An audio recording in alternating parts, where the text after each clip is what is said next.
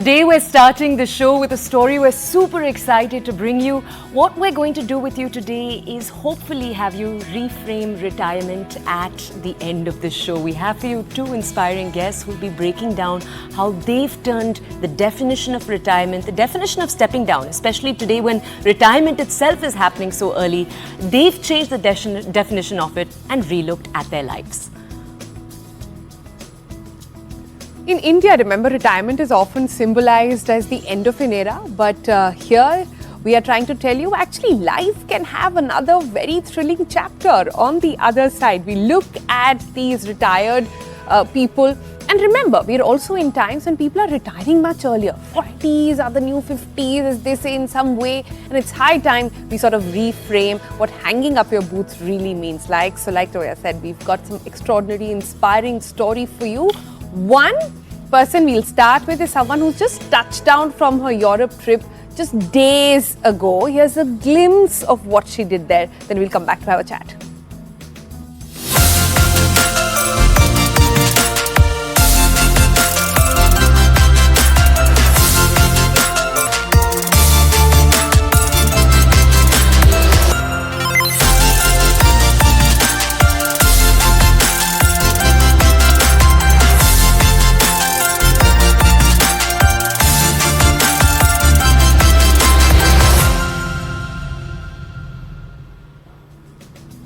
All right, so that on your screens was Suchitra Rajendra. I loved the little dance that she did over there, really enjoying her time out.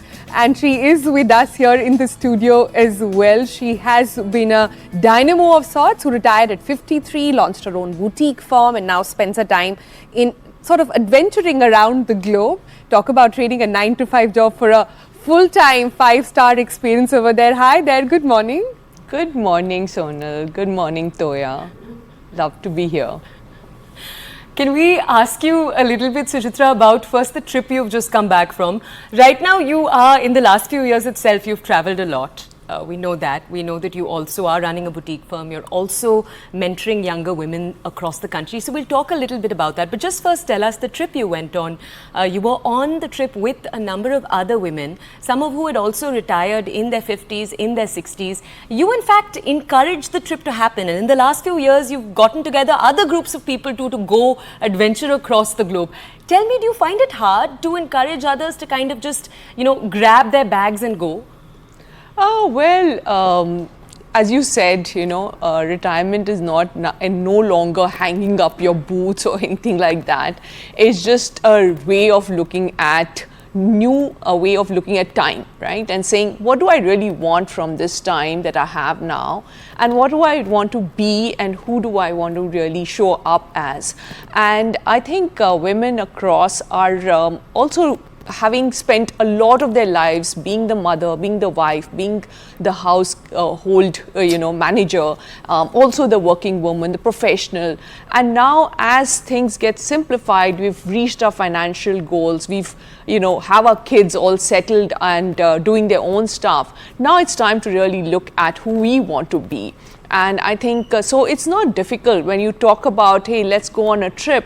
There are many women who say, I'd love to go on this trip with you. And similarly in Europe, so the first part of my trip was hiking across the Bavarian Alps, the Tyrol region, that is Germany, Austria, that area with the beautiful Alps in the background. So we did a week of hiking there, and it was great. It was very different because just two of us, and so you have to navigate your terrain, what equipment you want to carry, and all of that. And usually you've seen the people from the Western society having those backpacks and carrying it, and much younger. And so now we are here with two hiking poles and climbing up these mountains and everything, and it's beautiful, of course, and it's hectic, but it really gives you an opportunity then at the end of the day to feel so good about yourself that you've done something, and you come back and you really pamper yourself as well. And then we did this biking trip. So I actually did back to back. I did a hiking trip and then I went on this biking trip with 3 other women, one of course much younger, 2 of them my age, little elder, and it was so fantastic because again, like you said, everybody wants to explore new things now, and it's not just about ticking off, seeing a city. It's about really exploring your own self and your own what all can you do. And we are lucky that even at this age, you know, we are healthy, we've got our financial goals met, so we can explore all of this. So that's where I think it was fantastic. So the cycling was between Bruges to Amsterdam. It was across again for 5 days, looking at the inside interiors of Belgium and Brussels and all these little towns. Very beautiful. Yeah.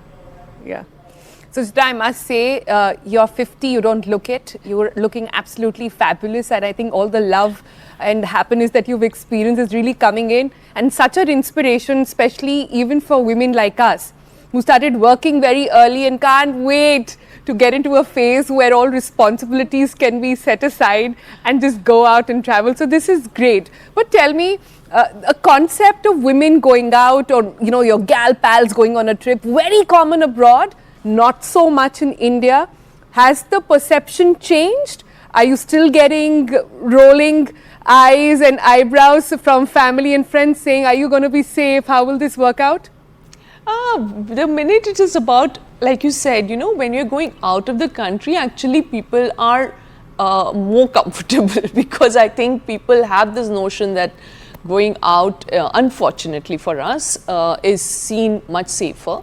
But I think more and more women, even within India, are traveling and really exploring, and you know, they're trekking across mountains, they're conquering the peaks and riding bikes around. So I think it is, the lens is changing and it's great for all of us. And I think the door is really opening for women like you to do and be whoever you want to be. And that's really my message to every woman now, that you can really explore and have the adventure of your lifetime. Tell us, Suchitra, you were, because we haven't talked so much about what you were doing before you entered into this phase of your life. You're 56 today, I believe. At 53, you stepped out of the corporate world. One of the positions you've held is that you headed HR for PepsiCo across the country. I just want to ask you, you therefore had this very, very hectic corporate life that you were living, and then you stepped into this. What did financial planning and actually pacing yourself for this day, for this moment, look like over the years? Well, when you're in the corporate job, you really give it all, right? There is no half-baked corporate job, at least to my mind, and in our times. Now I think people are balancing much more. But for 32 years, it was that. I lived across from India, then Australia, then back to India. Then I also was the head of HR for Asia Pac for PepsiCo. So I lived in Bangkok, then came back as the CHRO for India, PepsiCo India. And then I was country head and MD for Cold Tech Services as well.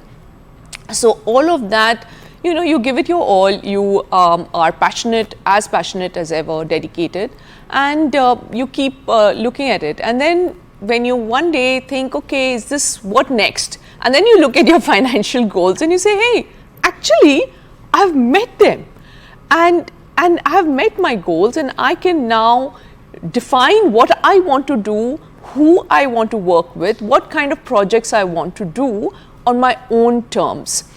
So of course you have to be savvy, you have to take charge of your finances, because I know a lot of, and I mentor women about this, that know your finances. Do not outsource that aspect of your life to, however well-meaning, to your father, to your husband, to someone else. You need to be in charge of your money. You can always hire a wealth manager, whoever, but finally it is your money, you're working very hard for it, and so you have to know about it. So you cannot say, oh, my father is doing it, because initially, yes, my father did it for the first few years, and guess what?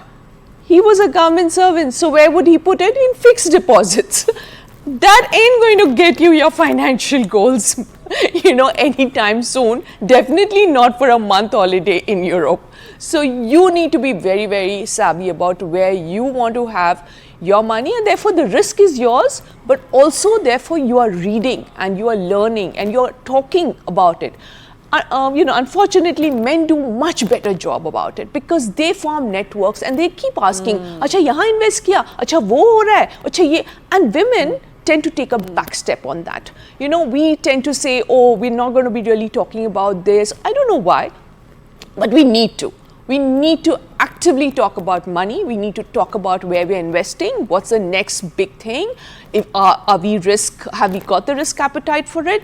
Whatever. But understand yourself, understand your goals, and then when you hit it, you've hit it, and you can do what you want to do. But other than that, otherwise you're really leaving your life to someone else's risk appetite. Good or bad. True. Golden words, Suchitra. Golden words. I could see you, Sonal, just like having that like almost emotional, beautiful reaction to Suchitra's words. Suchitra, just yesterday we actually spoke about the importance of investing. We had some women on the show to talk about exactly this. Let's also bring in our other guest right now to just tell our audiences one more perspective on this. Our second guest over the last few years has built a reputation for himself as someone who's challenging limits every single day. On Instagram, he has 50,000 followers. He's a former Major General in the Army. He's the only general globally to do the Ironman thrice. And he's proving that obviously even after the uniform comes off, you're still an army man and the medal winning spirit very much lives on. So let's just go over to General Dogra to ask him a little bit more. General Dogra, you're a little bit further in the retirement journey, just in that you've been retired a little longer. I just want to ask you, sometimes as an army man, our own family, for example, has a few army men. Being an army man is a 24/7 job. When you step down and such a large part of your life, the spirit of being an army man will obviously continue, but a large part of your life is changing. How did you sort of reevaluate and decide who it is that you wanted to be, how you wanted to use your time? The beauty of any job is that the day you join, you know when you're going to retire. So you don't need to start planning only later. You're already prepared for it. But if you have not prepared for it, then it could be challenging. In my case, I knew what I want to do when I hang up my boots. So for me, it was like finding time to do things which I could not do whilst I was in the army. Because like you said, it's a 24/7 job. The moment I retired, I actually defined it as not retiring, I call it re-attiring. Because I just changed, I got out of my uniform and started doing other stuff. I love traveling to schools and colleges and mentoring students out there, giving them talks on motivation, trying to inspire them to do things like chase their dreams and all. So that was something I could never do earlier, and I find a lot of time to do that now. I also went onto the fitness mode, where I wanted to actually check out whether at the age I was, if I could still take up a challenge, a fitness challenge that I could when I was much younger. And so I went in to do something called the Ironman, which is the most grueling one-day endurance event in the world. So stuff like this, which I always wanted to do, I now found the time to do, and therefore I didn't find it challenging to shift from uniform into my new attire. General Dogra, I feel, just an observation there, I feel men in general find it harder to sort of hang their boots compared to women. I've seen women almost looking forward to get out of it and do their own, and men, especially those who've been public servants, one day you are at the peak of your career, generally when you retire, you have the world at your behest, and suddenly the next day it's all gone. There have been so many stories of people struggling how to cope with it. So you are a perfect example of actually finding something to sort of work towards later. But for those who haven't, do you have some pearls of wisdom? Well, I would like to just tell them that, you need to plan for your retirement, whether it's to do with your financial planning, whether it's to do with what you're going to do with your time after you retire, how you're going to put it to use. But if you don't do all that, then you're in a vacuum. And then if you start thinking on your feet after retirement, then there will be this time lag between when you find the hollowness of suddenly transiting from a very hectic life to a time when you have the entire day to yourself and you are now challenged as to how you're going to go about and make use of the time. So my only advice to people would be prepare, think about what you want to do, and see how you can utilize the time which you never had earlier, which is now going to come your way, to the best that you can. General, similar to what Sonal just asked, I also want to ask you, sometimes I speak to, the uncles around me, and I do find, especially among men, that I sometimes hope they were talking, or I wish they were even talking to each other more about the fact that they're now in this space where they're retired. They all seem to be facing this similar sort of existential question of ab kya kare apne saath. You are someone who's also said you have multiple goals. Apart from Ironman, you're competing for the 4th time next year, but you're also someone who you want to go sky jumping and skydiving, and in a very particular manner. You want to take your car, I think, from Delhi or India to Europe. So you have all these goals, you're working towards them. How should we encourage those around us to talk to each other, but also actively strive for these goals? Goal setting is something very, very individual. So whilst my goals may be more to do with adventure, somebody else could have goals which are intellectual, or goals to do with maybe wanting to learn how to start singing. I must give the example of my father, who started learning to sing when he was 95. He had a tutor coming home and teaching him how to sing. So I don't think it's ever too late to chase any dream that you have had, which you may not have had time during your career to have pursued, because you didn't have the time, or then the events overwhelmed you, they overtook you because of the responsibilities that come your way. Give a thought to what you always wanted to do. There are dreams with all of us, but they lie buried somewhere because the time has taken a toll over them. Try and pull them out and use this time then to chase them. Yeah. General Dogra, Suchitra, thank you so much for joining us. It's been lovely hearing you and also seeing how happy both of you are in your post-retirement phase. Such an inspiration for so many of us and so many of our parents as well watching right